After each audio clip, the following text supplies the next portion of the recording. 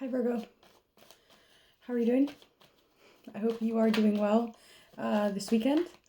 Let's get into the reading. We are doing your Paradise Regained reading. I just myself personally had kind of like a big epiphany about my personal direction and the way I've been pursuing my relationships or pursuing certain relationships in my life, and just I don't know, it was almost like a burst of authenticity that just kind of like an epiphany almost that just kind of came through to me. So that might come out in this reading. I am a Virgo Mars in tropical, and in Vedic I am a Virgo Sun and a Virgo Venus. My North Node on the cusp in Leo. So I got a little bit of Virgo energy. Let's get into the reading though. So we're doing Paradise Regained. This is based off of John Milton's Paradise Lost, which is a poem written in 1667 about, it's like Satan's perspective in the Garden of Eden. So it's taking the serpent's perspective. It's an amazing poem. It's about 12 books long, but it's honestly phenomenal. I'm working on it. It's really dense. It's life-changing. It's definitely a life-changing poem. I can feel it changing me as I'm reading it. So I'm trying to read it. It's hard. It's really difficult to read. So let's get into the message. So we're going to be doing 3 different sections, and this is going to be where you went wrong. Okay, so what went wrong, whatever kind of got you off track in any way. Taking a look at that, and then you're beautiful, by the way. Thank you. How the sin, quote unquote, sin, mistake, wrongdoing, whatever the thing that we decide that comes out in the cards that went wrong for you, how it will affect your life. And then we'll be pulling a 3rd section about how you can reclaim your you can begin to reclimb the mountain, and you can begin to get back on the better side of things, okay? So let's get into the message. I'm going to actually use the same deck that I was using for all the other ones, right?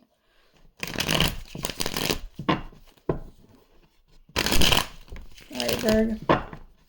I was also reading, like, maybe I'll read it at the end. I was reading The Final Speech by Charlie Chaplin. I have it, like, wrote in one of my journals. It's a great speech. I'll read a little bit of it in a second if the message correlates. If not, then it could be for a different sign. But for my Virgos, can you tell me what went wrong? What caused Virgo to fall? What caused Virgo to slip? What caused Virgo, if there's a Virgo that is not? What does Virgo need to be aware of that could potentially make them slip? Okay, that was a popper. Page of Swords. Okay. 6 of Cups. Let's get one more for Virgo, please. What went wrong for Virgo? What could potentially go wrong? All right. The 5 of Cups in reverse. So how do we say this? 2 of Cups here on the bottom of the deck, Virgo. When I see the 5 of Cups in reverse, it really talks about... it kind of, like, I imagine this man and this card to be, or this woman or whatever, to be facing the other direction. So this could talk about maybe being in a relationship or having gotten into a relationship and kind of disregarding the other people or the other relationships that you had in your life. Really just like tunnel visioning on one person, on one thing. And whether the environment, or maybe like when you started to get into this relationship, Virgo, your friends just kind of, like, they saw you changing and they almost kind of got like upset with you, or it's like you started changing and then they, like, your friends didn't accept your metamorphosis or something like that. It's like the environment became it just wasn't a match for you anymore. Okay, so you kind of had to, this could have been you, or this could have been somebody that you were dealing with that just kind of moved on, right? It's almost like you don't remember the last time that you said goodbye to your friends on that electric box on the side of your house, right? But it's like eventually one day nobody showed up there anymore, right? It's kind of giving me those vibes. It's giving me like the person that still kind of like was waiting there for everyone to be there. But slowly but surely nobody really started to show up anymore. So that's sad. That's sad as fuck. I didn't like that. That made me really fucking sad. Okay. So maybe you need to check in with your friends, check in with people, especially if there's somebody you've noticed that like hasn't, that's been kind of like feeling neglected or something like that. Just check in on someone. You might even have to do a little snooping or like, right? Because this person might not be super like upfront or really forward with what it is that they're feeling. It's like they might say, oh yeah, everything's fine, everything's good. But there might be something going on a little bit deeper than like face value. So you just need to kind of look at the signs, take a look at like what's really going on. And don't allow your emotions to cloud your judgment, okay? Because there could be somebody that really needs your help or needs like some support from you.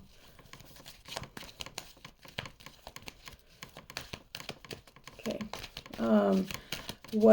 How is this going to affect Virgo?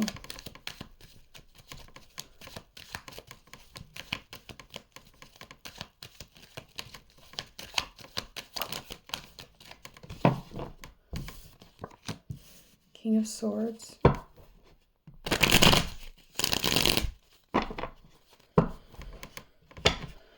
Lot of swords cards, a lot of thinking about something, a lot of learning about things. It's giving me a lot of water and air. It's not the most compatible energy. It's like really thinking about the way you feel and really processing the way you feel, when feelings aren't meant to be processed like that. They're meant to be felt. They're not meant to be articulated. They're not meant to be, analyzed. They're just meant to be felt. And so quit trying to put something in a cup where it doesn't belong. Quit trying to like force something where it doesn't belong, and just I don't know what that means. Okay, go.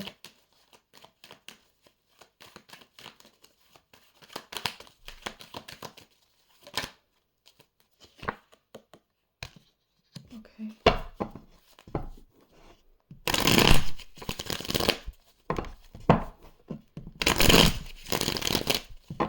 You could be feeling kind of like serious right now when it comes to finances, or you're feeling a little bit serious right now. The Queen of Pentacles in reverse could talk about maybe like an alternative way to get finances, or this could talk about somebody that, let's get the last card. How is this affecting Virgo? Somebody could have like stepped on your toes in a business deal or something. I don't know why I got that. Or you could have stepped on someone's toes, or I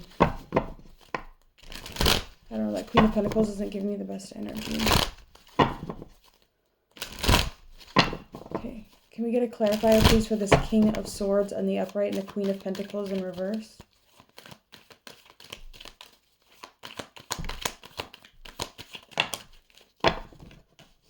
The Eight of Wands.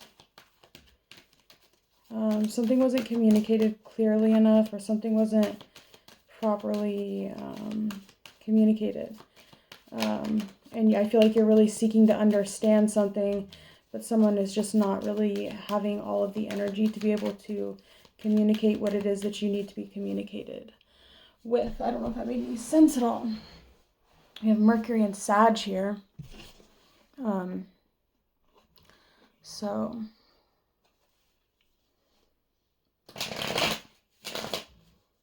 I feel like something could just be kind of like, it's like something is going over someone's head, or someone is just like maybe feeling like they need to back out of something, especially if there was some sort of intellectual pursuit or intellectual commitment that they were making. It's like you need to focus on your money. You need to focus on the practical. Let's see.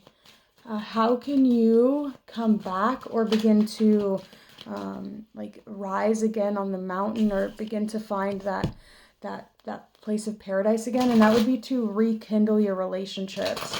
So whatever relationships that, you know, you might have thrown to the wayside in order to pursue something else, especially if it was intellectual, picking those things back up and nurturing them again, and having fun, and communicating about the past, and being grown up, and not just finding that harmonic frequency will be really beneficial for you. You could be tapping in with a Cancer. We have Sagittarius, we have Scorpio, and we have Aquarius, and then we have Capricorn, Sagittarius here. And the Page of Swords is like winter time. Okay, how can okay, yeah, don't get like stingy, even if, just don't be stingy, okay? Know that like the flow of abundance, don't try and like count pennies or like hold on to as much as you can, but just make a plan, make a budget, and try your best to stick to it. But don't, you know, life is life. Don't become a tightwad, because that could be kind of where, and that's one of the most like least seductive things you can do, is to be like a tightwad. So don't be a tightwad. Let's see. That's from Robert Greene's mouth, not mine. The Justice card. High Priestess on the bottom.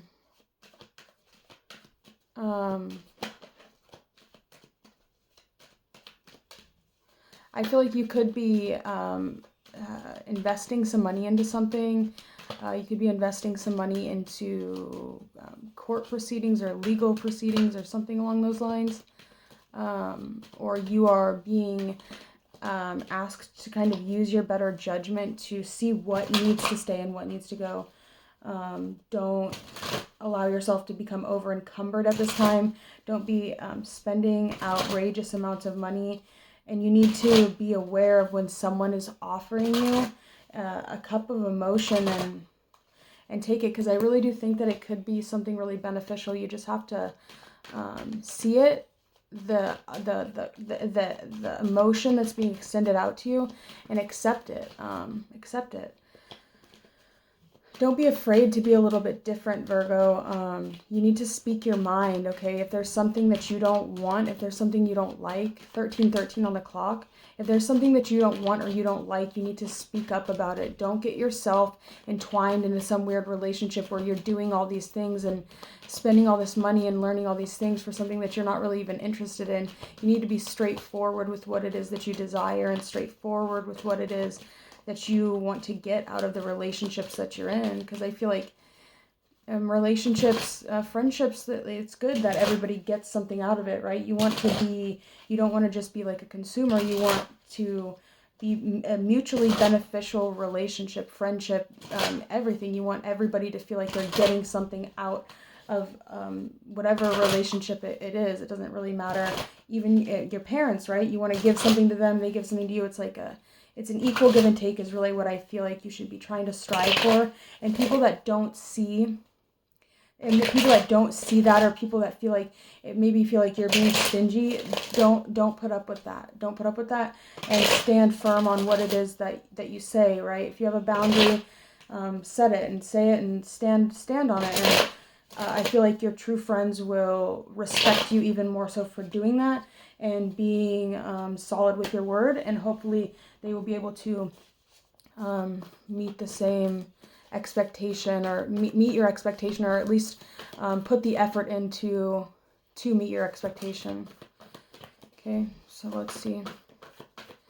Overall good cards. Nothing too it's nothing too exciting. I don't feel like it's just kind of, it's life, right? I can't give you something exciting every single time. But it is what it is. Okay, let's go. And we have Lemurian seed codes. Embracing sensitivity, uniqueness, and living with grace. Unleash your kindest self. First quarter moon in Capricorn. Let's get one more. Oh, and then new moon in Leo, shine. Yeah, so just, it's okay to be unique. It's okay to be you. It's okay to be kind of on a different frequency than most people. You know? You just got to find the right people, and you just need to speak up about what it is that you want. You know, don't spend all your time learning something if you don't want to learn it, right? Just tell people what it is that you want. Don't be afraid to say what you want.